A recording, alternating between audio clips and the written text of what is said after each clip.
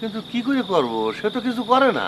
করবে, ঠেলায় পড়লে ছাগল দিয়ে হাল চাষ করানো লাগে। আর তারে যদি এভাবে সাইডে রাখো, তাহলে কখন কোন সময় কি ঘটাই ফেলে তার কি কোনো ঠিক ঠিকানা আছে? আমাদের গ্রামের মান সম্মান ইজ্জত তখন সব যাবে। কিন্তু তারে মেয়ে দেবে কিটা? কেউ না কেউ নিশ্চয়ই দেবে। এ সমাজে মেয়ে বিয়ে দেওয়া কঠিন, কিন্তু ছেলে বিয়ে দেওয়া কোনো ব্যাপারই না। তাড়াতাড়ি তার বিয়ের ব্যবস্থা করো, যাও।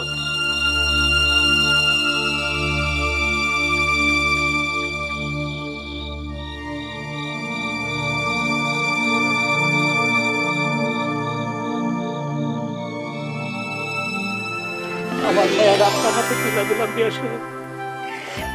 আজ থেকে মনে করেন আপনার মায়া। বাবু আপনি ওরা নিজের মতন দেখবেন। এটা তো আমার কর্তব্য বেআই সাহেব, আপনি এই নিয়ে কোনো চিন্তা করেন না। চিন্তা কি আর সাধে করি বিয়ে সাহেব? মা মরা মায়াটা আমার অসুখের কারণে একদিন কাজ করতে না পারলে 3 দিন না খেয়ে থাকতে হয়েছে। বছর পার হয়ে গেছে বিয়ে সাহেব, একটা কাপড়ও কিনে দিতে পারি নাই। অভাব অভিযোগ তো আমাদের সংসারে আছে বেআই সাহেব, এইটা নিয়ে তো আমাকে জীবন। তাই বিয়ে সাহেব, আপনার কাছে আমার একটা দাবি রাখতে হইব। কখনো খাওয়া দাওয়ার কষ্ট হইল আমার এই মায়াডারে আপনি জামা কাপড়ে কোনোদিন কষ্ট দিয়েন না। মায়াডারে আমি কোনোদিন ভালো জামা কাপড় কিনা দিতে পারি নাই।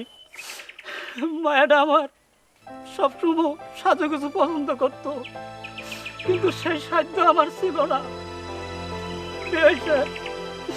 আপনি তারা দেখে রাখবেন। আপনি চিন্তা করেন না বেআই সাহেব, আজ থেকে আমার আরেকটা মায়া হইল। আসো মা, আসো, আসো।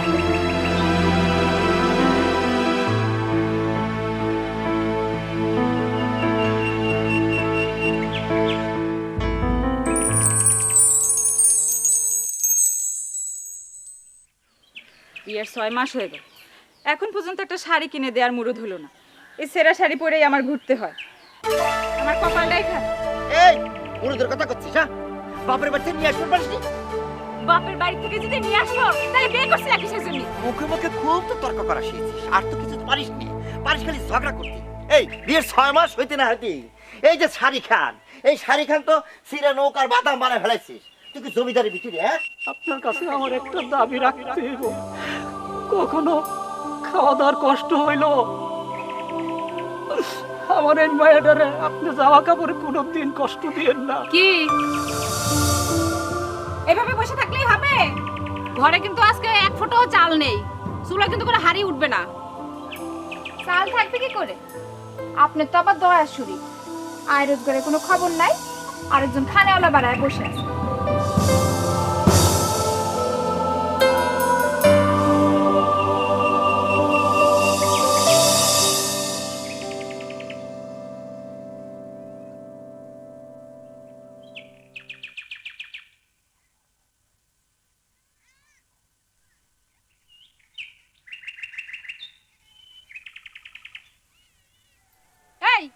এইভাবে যে বউটি বসে বসে খাচ্ছিস, তোর লজ্জা শরম কিছু নাই?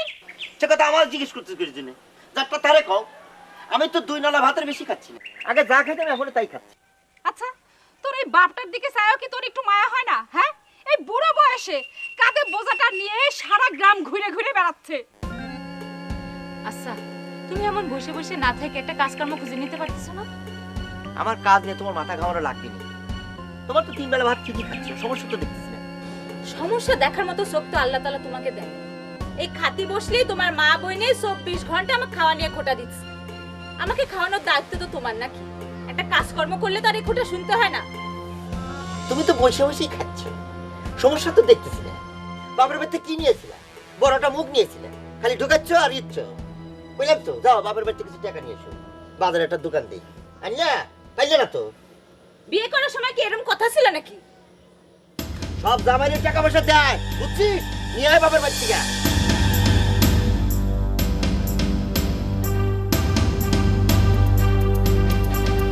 আমার এই মায়াডারে আপনি জামা কাপড়ে কোনোদিন কষ্ট দিয়েন না।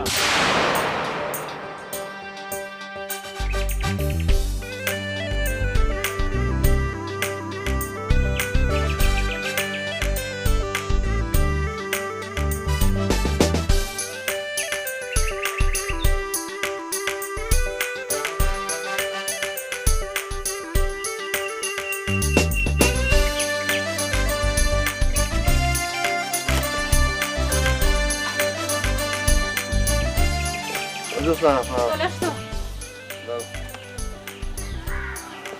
কি ব্যাপার, বাজারে তো কম আনিছো? আজকে বেচা বিক্রির অবস্থা ভালো না। তোমারে বললাম না ঘরে একদম চাল নেই। আজকের দিনটা কোনো কোনো চালাই নাও, কালকে আনমান। চালাতে বললেই তো আর চালানো যায় না, সবকিছু তো আমারই সামাল দিতে হয়। কি ব্যাপার, বাকে তো বাদাম নেই, বিক্রির টাকা কি করেছো? মাল কিনতে দিয়ে মার কিনতে দিয়ে আইছো না?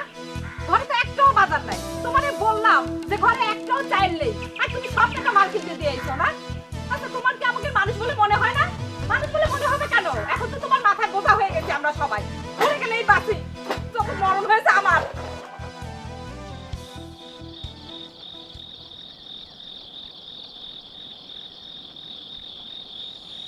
বৌমা,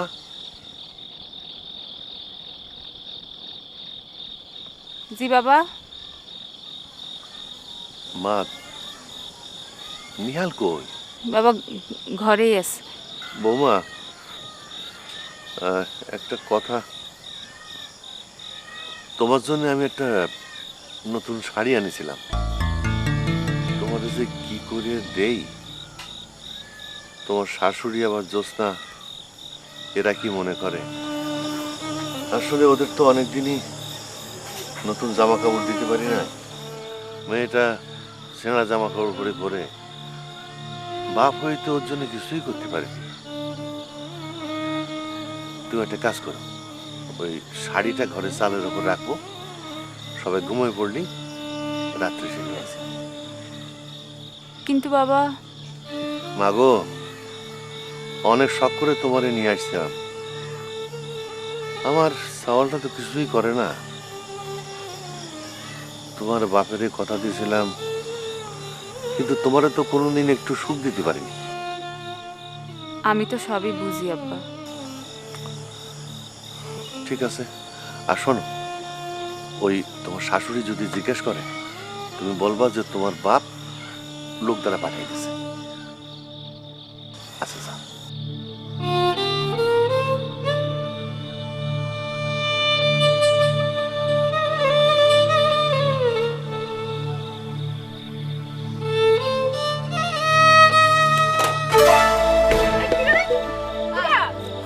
আমি আম্মা, আমি কিরা? আমি আয়না। কিরা? কিরে তুই? এত রাতে তুই এখানে কি করতেছিস? কি মানে করছিস? শাড়ি। শাড়ি? কিসের শাড়ি? কথা করছিস না কে? তোর হাতে এটা কিসের শাড়ি? কনে পালি? আব্বা এনে দিছে। কে এনে দিছে? আব্বা। এই, ওঠো, ওঠো। এই, এই, তুমি ওরা শাড়ি এনে দিছো? কি হলো? কথা করছো না কেন? কি হয়েছে আম্মা? তোর আব্বা শাড়ি নিয়ে এসে বোর জন্য, আর সেই শাড়ি নেওয়ার জন্য রাত দুপুরে সে বের হয়েছে।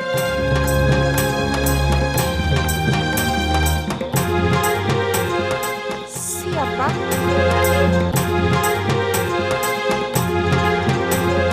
বৌমার কাপড়টা ছিঁড়া ছিল, তাই।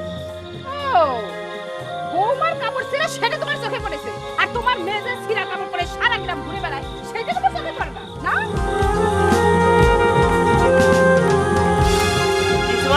এত হাওকা করতেছি কিছু দিনই। কি হয়েছে সেটা তুই আর আমার জিজ্ঞেস করিস নি।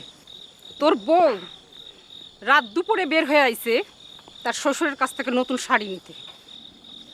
তোরা তোরা চুপ করবি? কেন থামবো? হ্যাঁ, খুব লজ্জা করতেছে না?